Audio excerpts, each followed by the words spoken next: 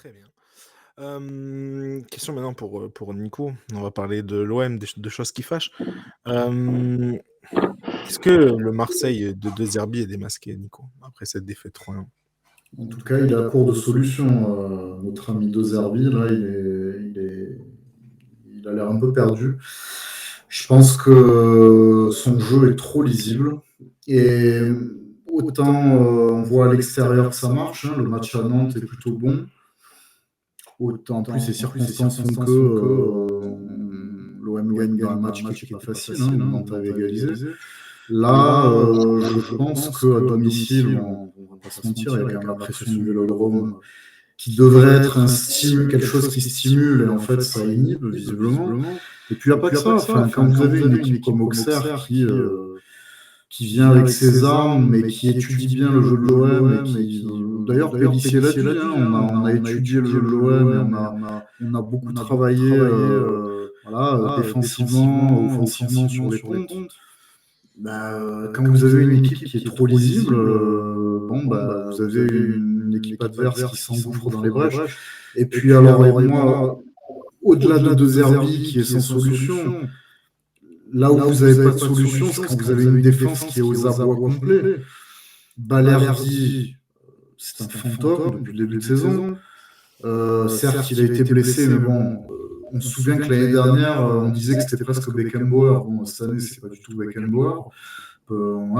C'est plus le Balerdi du début de carrière à l'OM. Et deuxièmement, Lilian Brassier, c'est une catastrophe. C'est une catastrophe. Un des buts encaissés, c'est pour Lilian Brassier. Alors, bon, je veux bien, il a coûté 15 millions d'euros quand même à Brest. On n'a pas du tout le Lilian Brassier qu'on a vu à Brest l'année dernière. Alors, le problème, c'est que vous pouvez être bon à Brest, c'est formidable. Quand vous allez à l'OM, le niveau d'exigence s'élève et il faut que le garçon élève son niveau. Sinon, il ne jouera pas. Et donc, je pense qu'il y a un problème simplement de joueurs qui ne savent pas élever leur niveau de jeu par rapport au contexte marseillais où les exigences sont bien plus élevées qu'à Brest. Bien que, voilà, j'ai beaucoup de respect pour ce que fait Brest, notamment en Ligue des Champions, mais l'OM, c'est un autre monde, un autre univers. Il faut se mettre au niveau. Et je dirais même aussi, je vais aller plus loin, Roberto De Zerbi, aujourd'hui, on se rend compte que c'est un entraîneur qui a une grosse hype, qui était convoité par le Bayern, par Manchester United, etc. Pardon. On se rend compte quand même que c'est un entraîneur qui n'a entraîné que Brighton, Sassuolo et le Shakhtar. Il a entraîné l'OM, là aussi, c'est un autre niveau. Et il faut aussi que lui aussi se mette au niveau. Et je pense qu'aujourd'hui, il a pas trop de solutions. D'ailleurs, preuve en est, c'est sa réaction d'après-match où carrément il met en balance son poste. Ça veut bien dire qu'il est très nerveux, et parce que quand vous êtes très nerveux, c'est que vous êtes... Tu fais bien d'y arriver, je veux dire. À cette phrase, David l'a cité en tout début d'émission en top. Moi, j'avais prévenu que j'avais posé la question, mais est-ce que c'était pour faire réagir quelqu'un? Et si oui, qui? Moi, je pense qu'il y a un petit peu de com'. Alors, c'est vrai qu'on souligne, moi le premier, je soulignerais sa relative sincérité par rapport à un milieu où il y a beaucoup de langue de bois, où tout est briefé niveau communication. Là, s'il y a une chose qu'on ne pourra jamais reprocher à Roberto De Zerbi, c'est sa transparence au niveau communication. Maintenant, de là à dire non, je partirai s'il le faut, je pense que c'est une manière aussi de secouer le cocotier, si je peux m'exprimer ainsi, et de vouloir faire réagir les joueurs, parce que là, autant contre le PSG, alors oui, vous avez un problème de niveau, il n'y a pas de souci. Là, quand vous recevez une équipe d'Auxerre qui est quand même promue, il faut le rappeler, vous ne devez pas être maîtrisé de la sorte, surtout en première mi-temps. C'était le néant total en première mi-temps, et puis il y avait 3-0 pour Auxerre à la mi-temps, il faut le rappeler. Deuxième mi-temps, il y a eu même des réactions un petit peu timides, notamment avec le penalty, mais c'est insuffisant. Les joueurs ne donnent pas assez, pas assez d'efforts, pas assez de pressing. Et ça, je pense que c'est simplement De Zerbi, il a beau faire ce qu'il veut, il n'est pas sur le terrain non plus. Donc pour moi, j'attends qu'il trouve des solutions tactiques. Mais après, c'est aux joueurs de répondre présents. Et si les joueurs ne répondent pas présents, moi j'avais l'impression, le match contre Auxerre, j'avais l'impression de voir un match de la saison dernière, si vous voulez. Et c'est ça qui est un petit peu inquiétant. Et c'est là où je pense, quand il a voulu mettre en balance son poste, entre guillemets, je le vois plus comme un coup de communication. Le problème, c'est que si derrière, il repère un match, il n'y a plus de levier derrière. C'est ça le problème.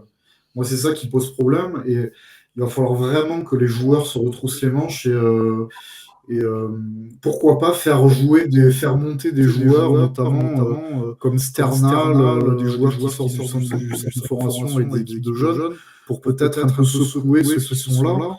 Je pense pas à Hochberg, par exemple, je pense surtout à des joueurs comme Greenwood, à des joueurs comme Jonathan Rowe, des joueurs comme des joueurs comme Murillo, qui pour moi n'ont pas été au niveau vendredi soir. Ok. Là, les choses, entre guillemets, pas sérieuses, mais tu avais un calendrier un peu plus clément. Tu avais affronté, là, c'était Auxerre, c'était Nantes, ok, tu avais le PSG, mais normalement, voilà. Là, tu vas affronter du coup Lens, Monaco. Juste après, tu prends Lille. Bon, il y a Saint-Etienne au milieu, mais juste après, tu prends Lille. Ça va être un enchaînement compliqué pour Marseille ou pas pour toi? Enchaînement compliqué, oui, mais peut-être nécessaire pour justement faire en sorte que les joueurs élèvent leur niveau.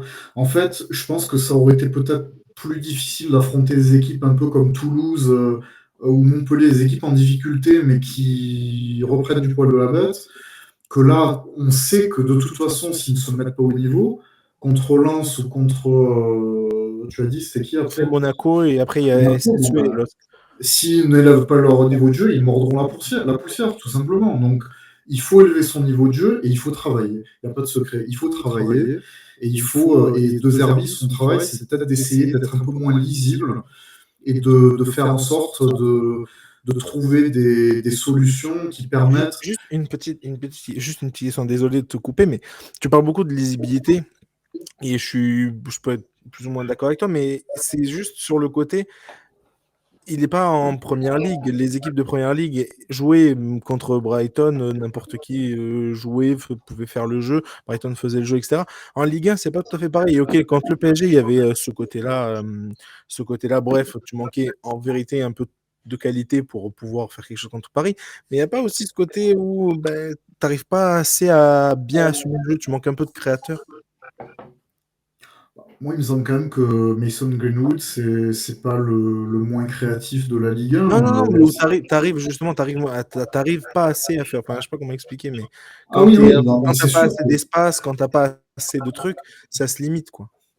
À ce moment-là, évidemment, il faut aussi que les joueurs, le niveau intrinsèque des joueurs soit bon. Et c'est vrai que peut-être que sur ce match contre Auxerre, moi, j'ai vu des joueurs qui n'étaient pas assez bons techniquement, notamment. Et je pense aussi, il y a des joueurs peut-être qui se reposent sur leur laurier. Vous savez, il y a beaucoup de joueurs qui arrivent en Ligue 1 et qui pensent que la Ligue 1 va être facile. J'ai l'impression, et un joueur comme Greenwood, il fait partie de cette catégorie de joueurs qui arrivent peut-être inconsciemment, hein, je dis pas qu'ils travaillent pas, mais qui ont du talent, mais qui vont penser que c'est facile parce qu'ils ont joué en première ligue ou en Ligue 1. Ben, je suis désolé de dire que la Ligue 1, elle est aussi difficile que les autres championnats. Quoi qu'on en dise, alors même si on dit que la première ligue est le meilleur championnat du monde, mais je trouve que la Ligue 1, c'est incroyablement difficile de rester invaincu en Ligue 1 aussi. Et le PSG, c'est pas sûr qu'il reste invaincu tout au long de la saison. Donc, d'ailleurs, ils n'ont jamais réussi depuis que le Qatar a pris la position de cette équipe. Donc, je pense que le niveau de la Ligue 1, comme tous les 5 grands championnats, a un niveau difficile. Vous avez des équipes qui sont regroupées et qui arrivent à étudier l'adversaire de façon méticuleuse. Et à ce moment-là, bah, c'est aux entraîneurs aussi de trouver les solutions et aux joueurs d'élever leur niveau. Et je pense qu'il y a un problème aussi d'apprivoiser la Ligue 1 pour certains joueurs comme Greenwood notamment, qui ne connaissent pas complètement la Ligue 1 aujourd'hui. Très bien.